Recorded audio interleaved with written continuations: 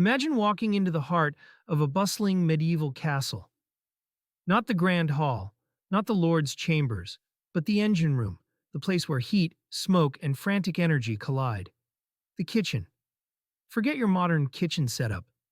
Picture a cavernous space, possibly even a separate building to reduce fire risk, roaring with multiple fires, staffed by dozens of people, all tasked with one monumental job: feeding hundreds, sometimes thousands, every single day. How on earth did they manage it without refrigerators, gas stoves, or supermarkets? Stick around, because we're about to dive into the hot, greasy, and surprisingly complex world of the medieval castle kitchen. These kitchens weren't just rooms. They were industrial-scale operations, often located away from the main keep or great hall, sometimes in dedicated buildings. Their primary feature was the hearth, or rather, hearths. Not just one fireplace, but often several enormous walk-in fireplaces where whole animals could be roasted on spits turned by weary servants or even specially trained dogs. Giant cauldrons big enough for a person to bathe in bubbled constantly over the flames, filled with stews, soups, or boiling water. Ovens built into the thick stone walls baked bread, pies, and pastries by the hundredweight. Smoke filled the air, escaping, hopefully, through louvers or chimneys high in the vaulted ceilings, but often lingering, seasoning the food and stinging the eyes of the workers. Drainage was rudimentary, often just channels cut into the stone floor leading outside, making sanitation a constant battle. It was hot, loud, smoky, and dangerous, a far cry from the sterile environments we expect today. But could you imagine the smell? Roasting meat, baking bread, exotic spices if the Lord was wealthy. It must have been overwhelming. Now, who ran this chaotic culinary machine? Forget a single chef. A large castle kitchen had a complex hierarchy. At the top was the master cook, a respected and often well-paid official responsible for planning menus, managing supplies, overseeing the staff, and ensuring the Lord's table was appropriately impressive. Beneath him were specialized cooks, bakers managing the ovens and doughs, pastry cooks crafting intricate pies and desserts, sauciers perfecting sauces, a crucial element of medieval cuisine, and those responsible for the spit roasting and boiling. Further down the ladder were the legions of scullions, pot washers, fuel carriers, water haulers, and spit turners, often young boys enduring intense heat, doing the endless, back-breaking work. Think about managing dozens of people in a high-pressure, hot environment with just your voice and maybe a well-placed ladle. It required serious organizational skill. Their tools were robust and functional, built for heavy-duty use. Enormous iron cauldrons hung from adjustable hooks over the fires. Long-handled pans, ladles, skimmers, and forks allowed cooks to work near the intense heat. Spits, some incredibly long for roasting large animals like oxen, were essential. Knives of all shapes and sizes, cleavers for butchery, mortars and pestles for grinding spices and herbs, and sieves were standard issue. Wooden boards, bowls, and barrels were everywhere. Ovens required peels, long wooden paddles, to insert and remove bread and pies. It was a world away from non-stick pans and electric mixers. Could you prepare a feast for 500 people using only fire, iron, and elbow grease? The medieval cook could. But what were they actually cooking with all this manpower and equipment? Where did the food even come from? Forget a quick trip to the grocery store. Castles were often self-sufficient entities, at least partially.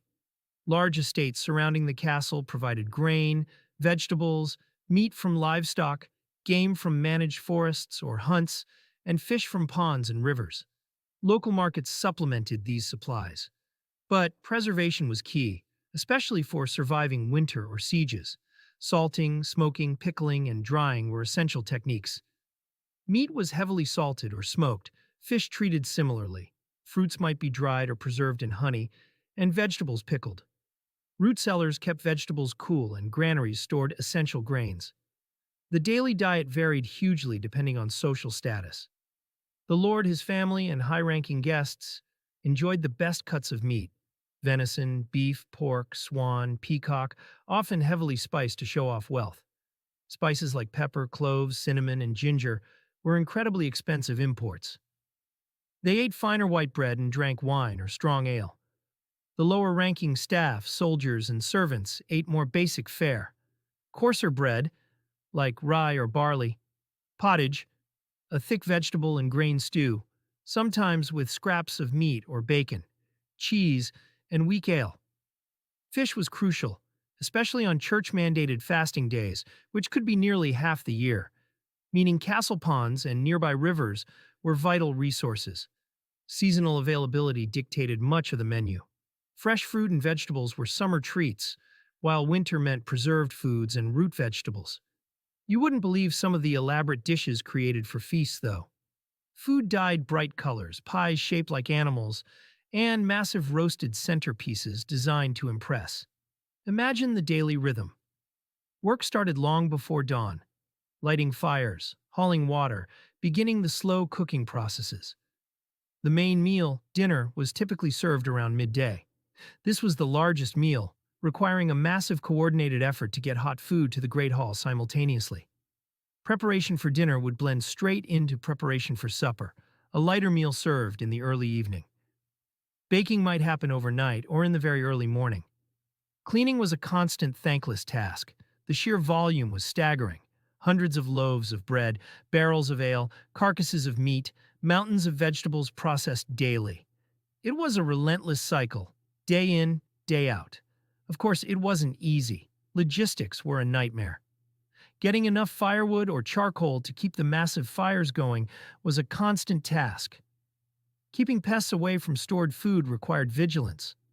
Sanitation, despite rudimentary drainage, was a major challenge, and food poisoning was a real risk. Sourcing ingredients, especially out of season or luxury items, required planning and resources. And what about during a siege? The kitchen became even more critical. Stored supplies had to be carefully rationed, often leading to grim meals as the siege dragged on. The ability of the kitchen to sustain the castle's defenders could literally mean the difference between survival and surrender. Could the stores outlast the attackers? That was the terrifying question. It's important to distinguish between the daily grind and the spectacular feasts. While daily meals were about sustenance for the masses, banquets were pure theater. For weddings, holidays, or visiting dignitaries, the kitchen staff went into overdrive. Exotic ingredients were procured, incredibly elaborate dishes called subtleties were created. Think pastries shaped like castles or mythical beasts, roasted swans redressed in their feathers, jellies in vibrant colors. The sheer quantity of food was astonishing, designed to display the host's wealth and power. These feasts pushed the kitchen and its staff to their absolute limits. So the next time you picture a medieval castle, don't just think of knights and lords. Remember the smoke-filled, blazing heart of the operation, the kitchen. It was a place of intense labor, surprising complexity, and vital importance, staffed by an army of cooks and servants